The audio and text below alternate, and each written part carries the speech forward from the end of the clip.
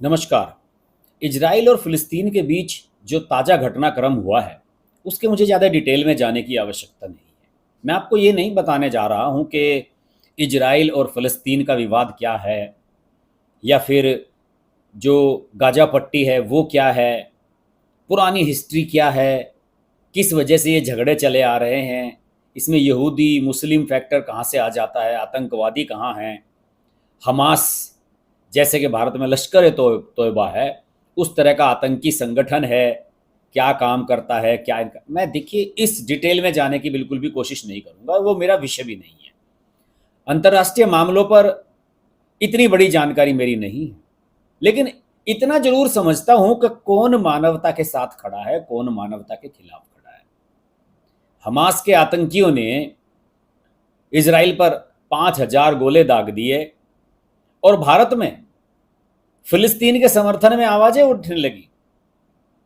जो इस्लामिक चरमपंथियों का समर्थन करने का एक नाटक करते हैं भारत में, भारत से ही पैसा कमाते हैं, भारत में ही खाते हैं, भारत से ही सारा कुछ उनका चलता है, लेकिन समर्थन करते हैं फिलिस्तीन के उन आतंकवादियों का।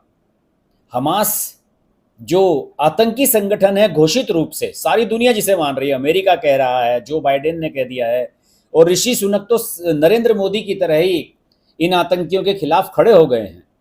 उन लोगों के समर्थन में हमारे कुछ बॉलीवुड स्टार्स खड़े हो जाते हैं, हमारे कॉलेज यूनिवर्सिटीज के छात्र प्रदर्शन करने लगते हैं। आप इसका मतलब समझ रहे हैं ना? इसका मतलब ये समझ रहे हैं कि अभी जिन चीज़ों को बदलने की कोशिश पिछले लगभग 9.5 साल से नरेंद्र मोदी, भारतीय जनता पार्टी की सरकार, ये सब लोग कर रहे हैं, अभी उनका कुछ और समय तक टिका रहना बहुत जरूरी है। वरना वो गजबा है हिंद वाली जो बात चलती है ना 2047 तक, वो भारत में पूरा होने में देर नहीं लगेगी। मैं फिर कह रहा हूं कि मैं इस विषय का बड़ा जानकार नहीं हूं, लेकिन मैं बारीकी से इन चीज़ों का आकलन जरूर करता हूं कि कौन क्या कर रहा है, कौन सही है, क्या गलत है, और इसी हिसाब से इन चीज़ों को देखा जाना चाहिए। अब देखिए, इजराइल ने यह कहा कि मैं अपना बदला लूंगा। उन्होंने जवाबी हमला किया, गाजा पट्टी पर बड़ी बड़ी इमारतें गिरा दी गई हैं, सेना एक्शन में आ गई है।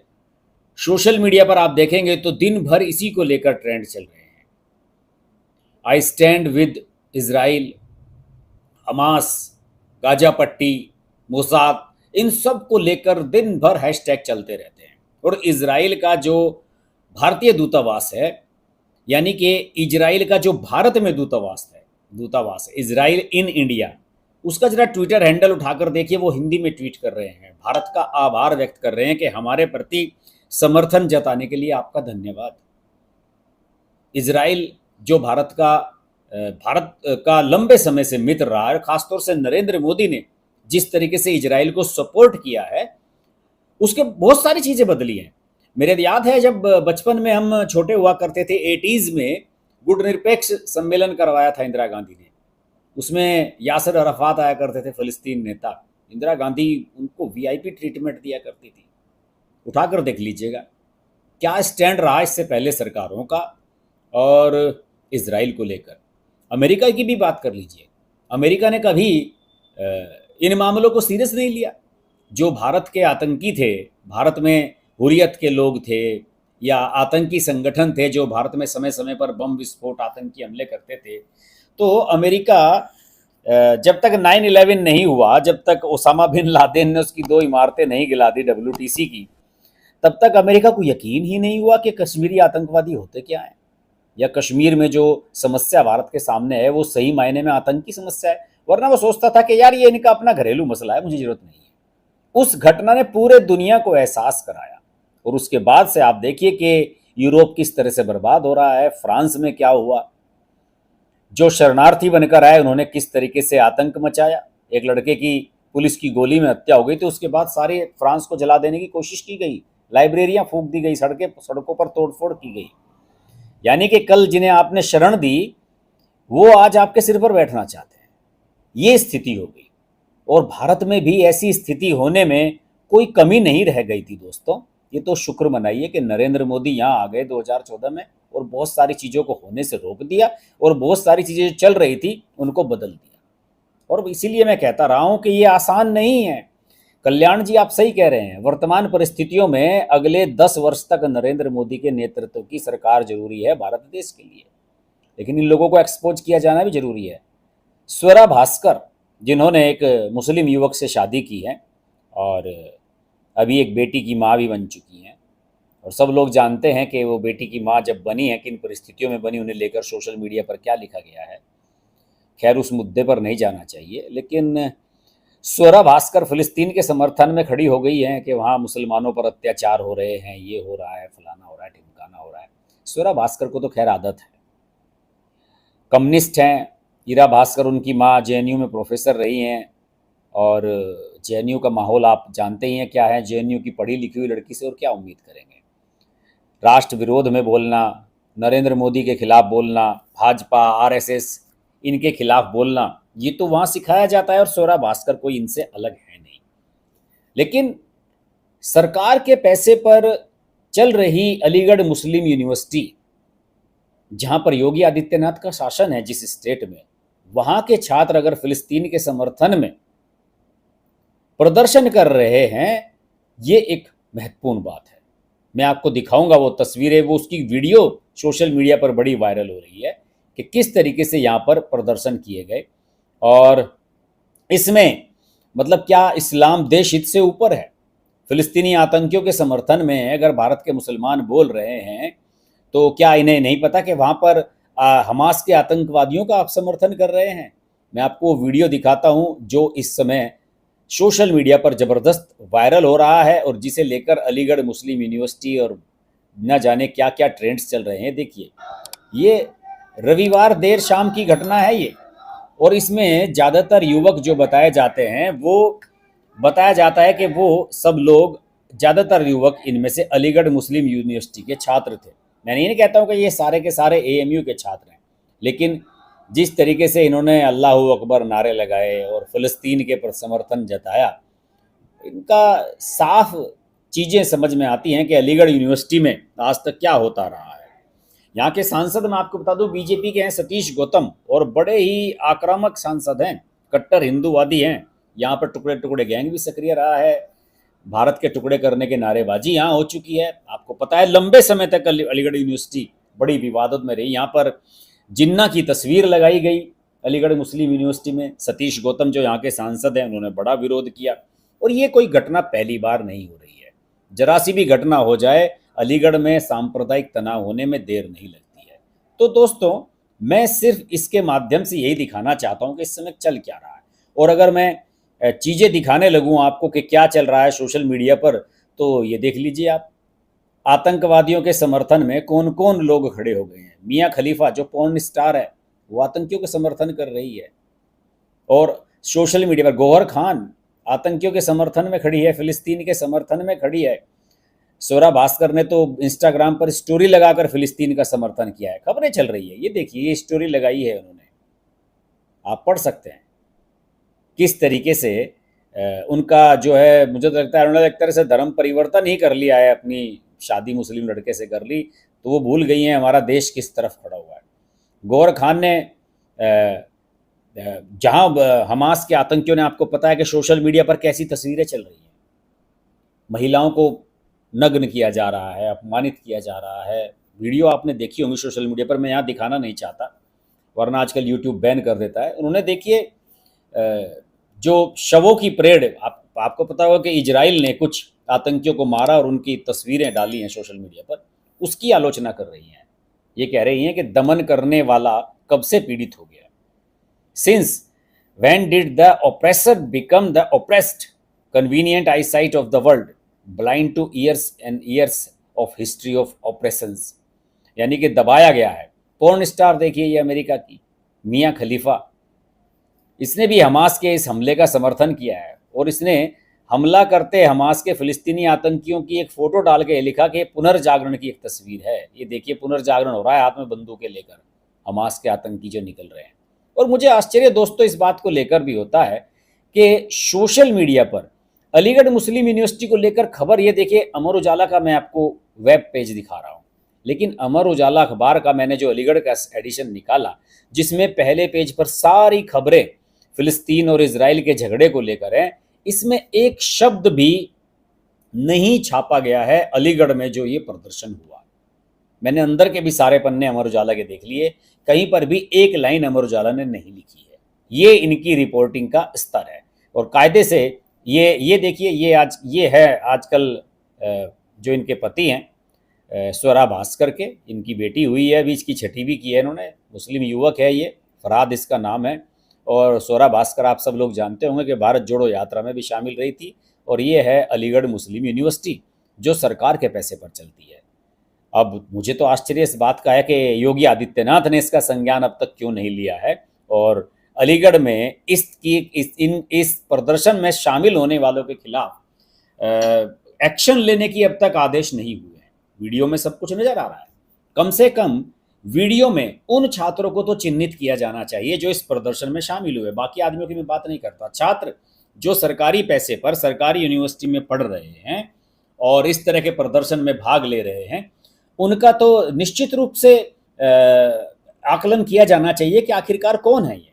हालांकि मैंने जो वहाँ पर अमर उजाला की वेबसाइट पर जो खबर चल रही है उसमें जो डिटेल इसके बारे में दी गई है वो थोड़ा सा अलग है। और इसमें इस खबर में ये कहा गया है कि एएमयू के छात्रों ने कहा कि एएमयू फिलिस्तीन के साथ खड़ा है। फिलिस्तीन के लोग आज़ादी मांग रहे हैं लेकिन उन्हें आज़ादी नहीं दी जा रही है। फिलिस्तीन के लोगों पर जुल्म किया जा रहा है, मानवाधिकार का हनन हो रहा है।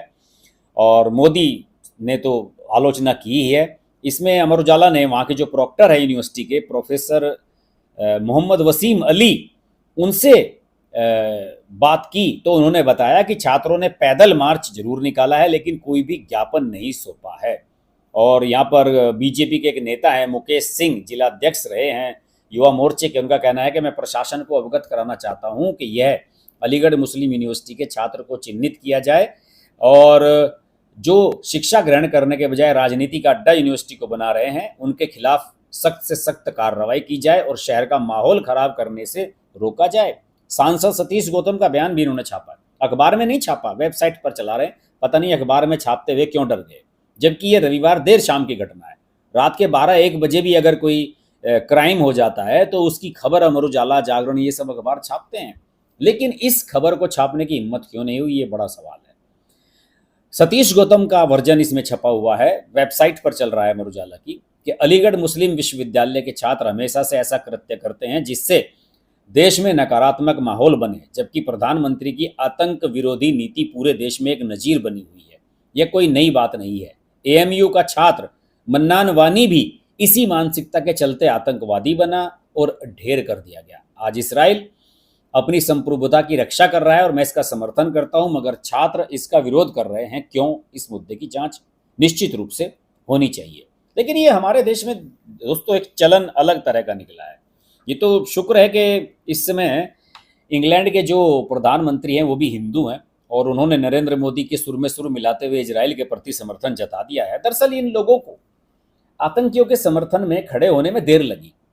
अब तक ये सोचते रहे कि यार ये भारत पाकिस्तान का आपस का झगड़ा है, ये लोग निपट लेंगे। लेकिन मैं फिर कह रहा हूँ कि जो उसामा बिन लादेन ने अमेरिका के साथ किया, जो वर्ल्ड ट्रेड सेंटर की इमारतें की ध्वस्त की गई थी, उसके बाद से ही इन यूरोपियन कंट्रीज का और बाकी सब लोगों का क्या कहना चाहिए कि जो दिमाग पर पर्दा गिरा हुआ था वो हट गया है। इन्हें लगा कि यार ये तो प्रॉब्लम कर रहे हैं। और जहां पर भी ये लोग हैं, इस्लामिक चरमपंथी सोच के जो लोग हैं, वो सब जगह वहाँ पर क्राइम को बढ़ावा दे रहे हैं, वहाँ पर आतंकवाद को बढ़ावा दे रहे हैं और अशांत बना कर रखा हुआ है। आज यूरोप को देख लीजिए, यूरोप वाले जो बड़े मॉडर्न बनते थे कि हम तो शरणार्थी रखेंगे, हम आ जाओ, सीरिया से भी आ जाओ, जहाँ से भी जिसे आना है आ जाओ। आज की तारीख में आप देख लीजिए क्या हालत है। जहाँ जहाँ पर भी ये लोग घुसे हैं चरमपंथी, वहाँ पर ही इन्होंने लोगों का जीना मुहाल कर दिया है। अब तो मांग होने लगी है कि इन्हें क्यों रखा गया, इन्हें निकाला जाए। नॉर्वे, स्वीडन जैसे, डेनमार्क जैसे जो शांति प्रिय देश हैं, वहाँ पर भी ये आतंकी घटनाओं को अंजाम देने लगे हैं। और भारत में तो आपको पता ही है कि 2014 से पहले क्या होता रहा है। मनमोहन सिंह की सरकार के समय कोई महीना, कोई बड़ा त्यौहार, दिवाली, रक्षाबंधन, 15 अगस्त, 26 जनवरी जाता ही नहीं था जब देश के किसी हिस्से में आतंकी धमाके ना करते हों। कभी हैदराबाद में, कभी बम्बई में, कभी दिल्ली में। दिल्ली में जहाँ हमारा ऑफिस है उसके उससे मुश्किल से 200 मीटर की दूरी पर गोपाल दास टावर है कनॉट प्लेस में, आपने देखा होगा। उसके बाहर कूड़ेदान में ढेर विस्फोट हुआ था, बहुत सारे लोग उसमें मारे गए थे। और बहुत सारी चीज़ें हैं बताने के लिए, वो सिर्फ इस वीडियो में बताना संभव नहीं है। लेकिन यहाँ मैं योगी आदित्यनाथ जी से ज़रूर इस बारे में रिक्वेस्ट करूँगा, उत्तर प्रदेश के चीफ मिनिस्टर से। अलीगढ़ मुस्लिम यूनिवर्सिटी में जो प्रदर्शन हुआ है, स्वरा भास्कर वगैरह को छोड़ दीजिए, बकवास करते रहते हैं, लेकिन ये जो प्रदर्शन हुआ है ये चिंताजनक है, इसमें एक्शन होना चाहिए। और जो लोग इसमें शामिल हुए, खासतौर से अगर यूनिवर्सिटी के छात्र, बाकी लोगों की मैं बात नहीं करता, हमारे देश में आज़ादी है, चलिए साहब चलने दीजिए, लेकिन जो छात्र सरकारी यूनिवर्सिटी में पढ़ रहा है, सरकार के खर्चे पर पढ़ रहा है, उसे इस तरह राजनीति करने का और इस तरह के धरना प्रदर्शन में शामिल होने का कतई राइट नहीं है। उसे सिर्फ अपनी शिक्षा तक सीमित रहना चाहिए, उसे राजनीति नहीं करनी चाहिए। यही मैं जेएनयू के बारे में कहता रहा हूँ, यही मैं अलीगढ़ यूनिवर्सिटी के बारे में कह रहा हूँ, यही मैं बनारस हिंदू यूनिवर्सिटी के बारे में भी कहूँगा, यही मैं दिल्ली यूनिवर्सिटी के बारे में भी कहूँगा। छात्र पढ़ें, लिखें, विचार करें, लेकिन इस तरह की गतिविधियों में अगर वो शामिल होते हैं तो फिर उसे उसी तरीके से ट्रीट किया जाना चाहिए जो हमारे देश में संविधान में कानून की धाराओं के तहत जिसको किया जाता है। एक दो क्वेश्चंस मैं लेना चाह रहा हूं, और देवेंद्र सिंह नेगी का क्वेश्चन है, suspend central university status through parliament act, identify those students who participated during procession yesterday. बिल्कुल सही कहा। सोम शंकर चतुर्वेदी कह रहे हैं कि अमर उजाला लिब्रांडो अखबार है जो देश विरोधी तत्वों के समर्थन में खड़ा रहता है। अरविंद इंदौरिया कह रहे हैं कि अगला number Germany, France, Norway, Sweden का है। उनका तो नंबर लग चुका है भाई, नंबर तो हमारा भी लगा हुआ था। ये तो नरेंद्र मोदी जी आ गए जिन्होंने एक दीवार खड़ी कर दी और थोड़ी चीज़ों को बदल दिया। देखिए इस मुद्दे में क्या होता है, और मेरी तो इस पर खास तौर से नज़र रहेगी। चलिए हमास, इजराइल, फिलिस्तीन, वो तो निपट लेंगे अपना मामला, लेकिन मेरी इस पर नज़र रहेगी कि ये जो भारत में इनके समर्थन में खड़े हो जाते हैं। कांग्रेस पार्टी ने भी कह दिया है कि जो फिलिस्तीन को लेकर जो इंदिरा गांधी के समय हमारा स्टैंड था, हम उस पर बरकरार है। आप समझ सकते हैं ना, इजराइल के साथ नहीं खड़े होंगे ये। असदुद्दीन ओवैसी भी नहीं बोले हैं, राहुल गांधी ने भी कोई ट्वीट नहीं किया है, लालू प्रसाद यादव भी नहीं बोले हैं। सबको लग रहा है कि यार अगर हम कुछ ट्वीट कर देंगे इजराइल के समर्थन में तो मुसलमान नाराज हो जाएंगे, हमें वोट नहीं देंगे। ये हाल है इस देश के नेताओं का। चर्चा होती रहेगी, बात होती रहेगी। आप जुड़े रहिए मेरे साथ। नमस्कार।